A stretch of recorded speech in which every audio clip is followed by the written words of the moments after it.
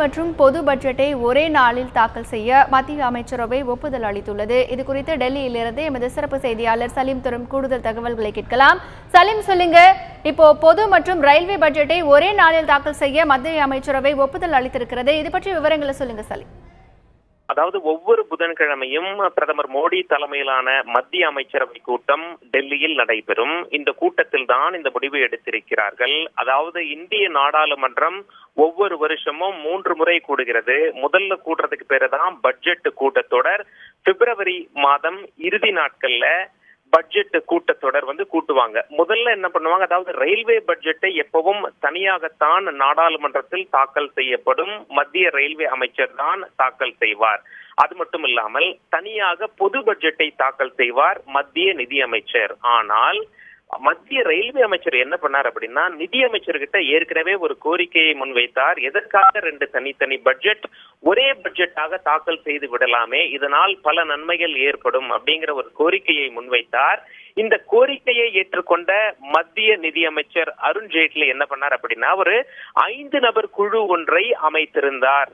இந்த மாதிரி ஒரு கோரிக்கை வந்திருக்கு, 2ஐயும் ஒன்றாக சேர்த்து விடலாமா அப்படின்னு சொல்லி பார்த்து ஆகஸ்ட் 31ஆம் தேதிக்குள்ள எனக்கு ரிப்போர்ட் கொடுங்க அப்படின்னு சொல்லியிருந்தார். அவங்களும் பாசிட்டிவா ரிப்போர்ட் கொடுத்திருக்காங்க.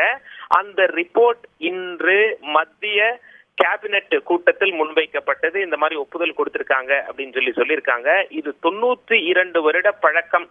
ஆங்கிலேயர் ஆட்சி காலத்தில் தான் இந்த மாதிரி தனித்தனியாக பட்ஜெட் தாக்கல் செய்யப்பட்டது. இந்தியா சுதந்திரம் அடைந்த உடனே ஆங்கிலேயர் வழியை நாம் பின்பற்றி வந்தோம். ஆனால் இப்பொழுது 2க்கும் தனித்தனி பட்ஜெட் இல்லாமல் வருகின்ற ஆண்டிலிருந்து, அதாவது அடுத்த வருஷம் பட்ஜெட் கூட்டத்தொடரின் பொழுது தனித்தனி பட்ஜெட்டாக இல்லாமல் ஒரே நாள்லயே ரயில்வே பட்ஜெட்டையும் சரி பொது பட்ஜெட்டையும் சரி தாக்கல் செய்து விடுவார்கள் என்பது குறிப்பிடத்தக்கது.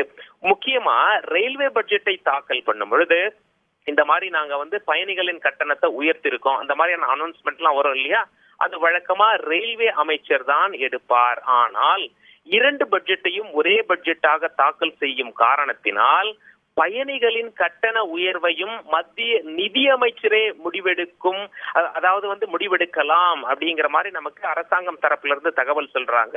எனினும் இது குறித்த அறிவிப்பை இன்னும் சற்று நேரத்தில் மத்திய அமைச்சர் அருண்ஜேட்லி விளக்கி கூறுவார் என எதிர்பார்க்கப்படுகிறது. சலீம், இப்போ நீங்க சொல்லியது போல 90 ஆண்டுகளாக கடைபிடிக்கப்பட்ட வந்த ஒரு நடைமுறை அடுத்த ஆண்டிலிருந்து மாற இருக்கிறது. ரயில்வே பட்ஜெட்டும் பொது பட்ஜெட்டும் ஒரே நாளில் தாக்கல் செய்யப்படுவதால் என்ன மாதிரியான பலன்கள் ஏற்படுவதற்கான வாய்ப்புகள் இருக்கிறது சலீம்?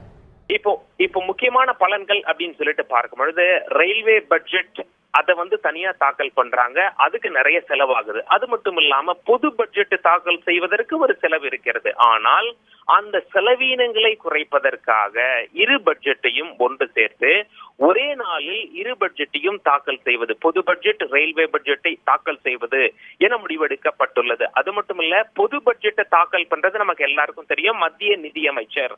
அதே போல ரயில்வே பட்ஜெட்டை ரயில்வே அமைச்சர் தான் தாக்கல் செய்வார். 2 பட்ஜெட்டும் ஒன்னா தாக்கல் செய்யும் பொழுது மத்திய நிதி அமைச்சரே அந்த பட்ஜெட்டை தாக்கல் செய்வார் அப்படின்னு சொல்லி நம்ம அரசாங்கம் தரப்பில் பேசி பார்க்கும்போது தகவல் சொன்னாங்க. அதனால ரயில்வே அமைச்சர் பயணிகள் கட்டணத்தை உயர்த்துவது இது போன்ற பல முடிவுகளை எடுப்பார். ஆனால் இனிமேல் பட்ஜெட்டை தாக்கல் செய்யும் போது அந்த மாதிரியான முடிவுகளை நிதி அமைச்சரே எடுப்பார் என தெரிகிறது. அரசுக்கு லாபம் அப்படின்னு தான் சொல்றாங்க. இதுவரைக்கும் ஆங்கிலேயர் ஆட்சி காலத்தில் எடுக்கப்பட்டதை நாம் பயன்படுத்தி வந்தோம். ஆனால் நரேந்திர மோடி ஆட்சி அமைத்த பிறகு ஒரு சில சீர்திருத்தங்களை கொண்டு வருவேன் என்று பேசியிருந்தார். அதில் ஒரு சீர்திருத்தம் தான் ரயில்வே பட்ஜெட் பொது பட்ஜெட் என்று தனித்தனியே இல்லாமல் பணம் அதிகமாக செலவு பண்ணாமல் இரு பட்ஜெட்டையும் ஒரே நாளில் தாக்கல் செய்து பணத்தை மிச்சப்படுத்துவது. அது மட்டும் இல்லாமல் வேறு சில சீர்திருத்தங்களை கொண்டு வருவதன் நோக்கம்தான் 2 பட்ஜெட்டுகளையும் ஒரே பட்ஜெட்டாக தாக்கல் செய்வதற்கு மத்திய அமைச்சரவை அளித்திருக்கும் ஒப்புதல் அப்படின்னு சொல்லிட்டு அரசாங்கம் தரப்புல நமக்கு தகவல் சொல்றாங்க. பிரதமர் மோடி தலைமையில் மத்திய அமைச்சரவை கூட்டம் தற்பொழுது நடைபெற்று வருகிறது. இதில் பல்வேறு முக்கிய விஷயங்கள் குறித்து விவாதிக்கப்பட்டு வருகிறது. அதன் ஒரு பகுதியாக வருகின்ற ஆண்டு முதல் ரயில்வே பட்ஜெட்டும் பொது பட்ஜெட்டும் ஒரே நாளில் தாக்கல் செய்யலாம் என்று மத்திய அமைச்சரவை ஒப்புதல் வழங்கியிருக்கிறது. இது தொடர்பான பல்வேறு விவரங்களை எமது டெல்லி சிறப்பு செய்தியாளர் சலீம் வழங்க கேட்டோம்.